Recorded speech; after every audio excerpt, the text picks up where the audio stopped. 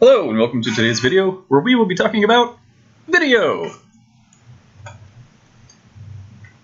Moving forward, pretty much everything that's going to go on online is going to be video.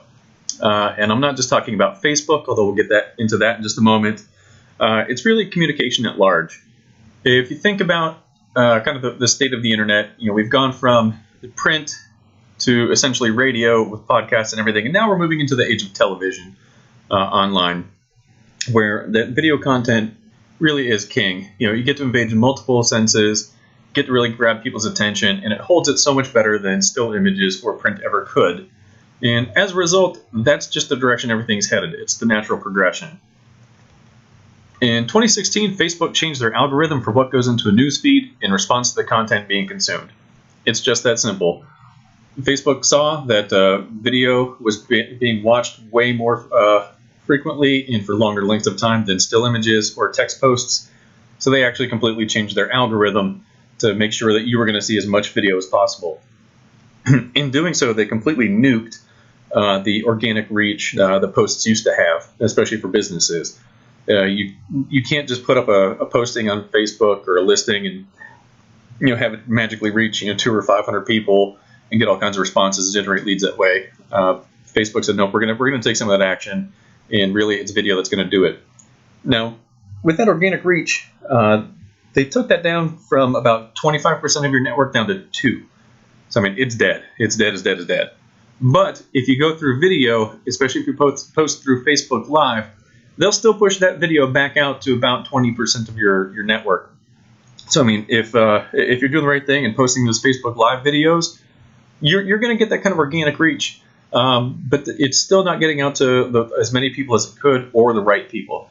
And so in some senses, doing a frequency of video is going to help make up for that difference.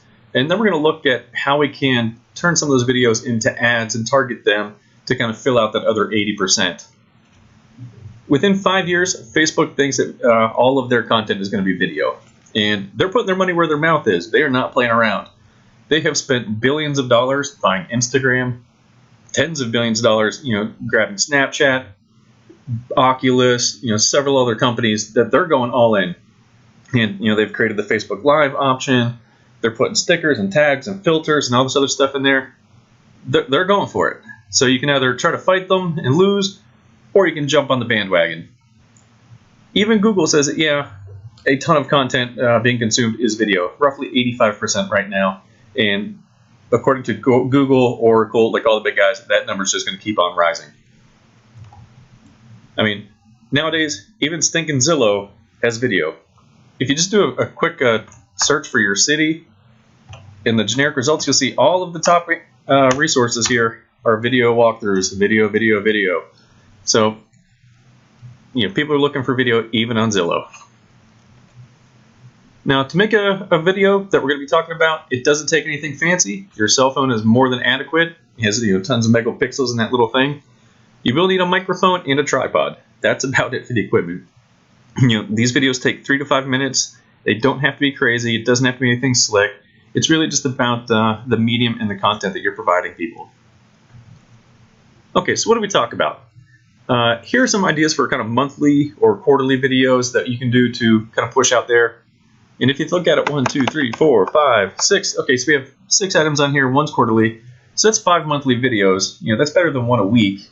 And you're not even trying. You're not even doing, your coming soon videos. It's not including any listing videos or anything like that. This is literally just kind of content that you can put out there really easy.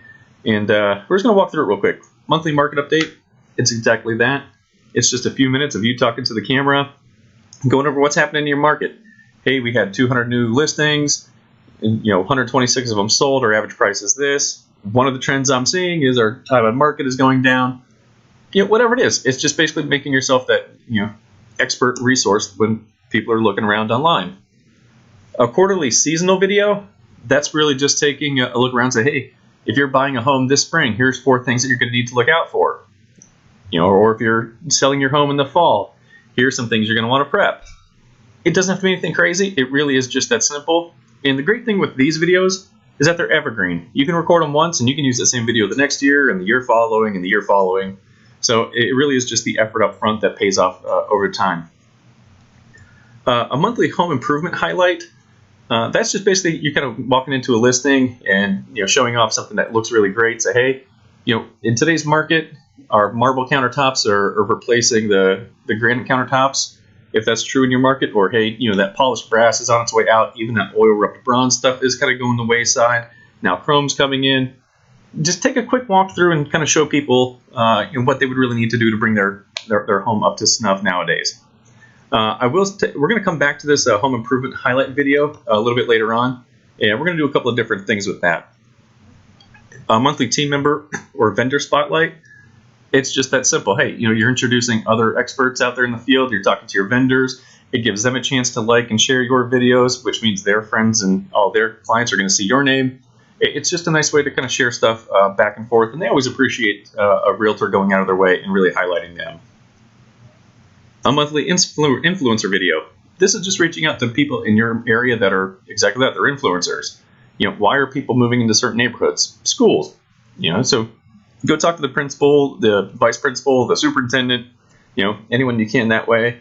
If there's a particular artist in your area or business leaders, whatever it is that you can get in front of there, just go ahead and take 5-10 minutes, record a video with them, just give them a chance to kind of reach out. And the same thing, you can share the video around. There's a lot of different ways to get it out there. But once again, for people watching the video, it's establishing you as the expert. And you're talking to these other influencers. In their minds, that's going to associate you, and you're going to be the influencer.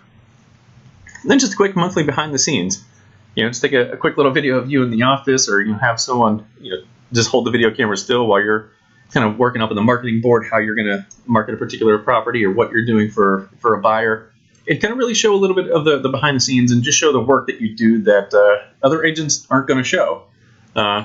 People love to see that kind of stuff. If you think about all the stuff on HGTV where they have to tear the house down and then rebuild it and everything else before it's this nice beautiful product, people love to see this stuff. So go ahead and just add one of those a month. Now there are some considerations when you're doing a video. Obviously lighting is going to be key.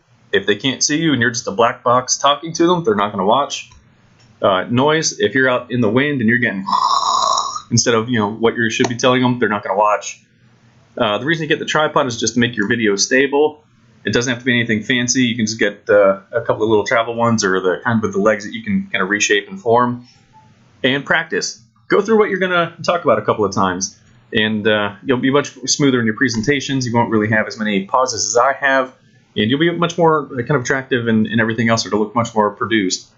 A quick note on that: if you are doing interview-style videos, send the questions that you're going to ask over to the other person a few days ahead of time, and let them know, hey, here's what I'm going to ask. Just have your answers ready. Kind of work through them a couple of times so that they're not stumbling and you're not having to stop and retake the video. And that way, you're really only taking up 10 to 15 minutes of their time. You're much more likely to get positive feedback and people willing to help out there. You can add text on a video, whether it be in the form of slides, captions, or anything like that. It's just another way for you to kind of add some emphasis to the points that you're going to be talking about. And if you're not very good at that kind of stuff, or you just don't want to bother with it, I would outsource some of that production to some people that you can find on Fiverr or other freelance websites. They can add the text, they can put the intro video and outro video, all kinds of stuff like that, just to kind of make your stuff a little bit more systematic and streamlined, and quite frankly, just much higher production value. Now, targeted boost, when you do make a video and you want to kind of push it out to the market to get a little bit more market awareness, especially if you're in a particular neighborhood, you can do that. But don't just boost it out to the Facebook at large. Go through and make sure you're dialing that in. One note on the boost is that it's not as detailed as an ad is, but the cost per impression and everything like that are considerably lower. So really stop and think about what you're trying to accomplish with that video, and then either make a boost or an ad out of that. And reuse video. See, now prior we'd mentioned the home improvement videos. Now we're going to talk about how to reuse that and how to target and boost those. According to Zillow, the leading indicator of someone that's going to sell their house is they're visiting a home improvement store. So we're going to take that video that we made for that home improvement walkthrough, and we're going to place an ad using that video right on top of your local home improvement store. Whether it's Lowe's, Home Depot, Maynard's, whatever you got. you're just going to put the flag right on top of that, and you're going to target everyone in there for the likely to move behavior. Just that way, we're really kind of targeting the folks that really need to see it. Because, I mean, if there's a couple walking through a hardware store, I'm speaking in very large generalities here, but most of the time, one member of the couple is going to be looking at the shelves and what's available. The other person is going to be bored to death and looking on their phone. And if you can get them when they're in the hardware store, with you walking them through what's going to bring their home up to full market value, it's going to be really easy for them to think of you as an expert and reach out to you and give you the call there.